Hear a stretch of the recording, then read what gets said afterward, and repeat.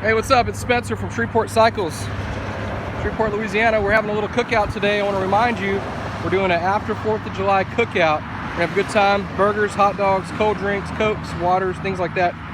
Show you some of the inventory while you're here. And we also have something really cool that just came in. Indian of Shreveport shirts just arrived. They'll be here, ready to be sold. Check out what we got. And if you have any more information or want to know any more information, give us a call, 318-317-4025 or shreveportcycles.com. So yeah, got a lot of nice pre-owned bikes, a lot of nice new bikes. Overcast day, big, beautiful Friday. It's our Friday already?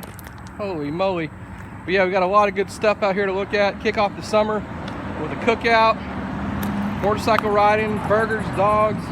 Got a lot of pre-owned bikes as well. BMWs, Harleys, Indians, Kawasaki's. But yeah, we're about to do the cook-off right now. Come down. We'll be doing this from 11 until about 1, or if it gets too hot, we'll close it up early. But it looks like it's going to be a pretty nice day.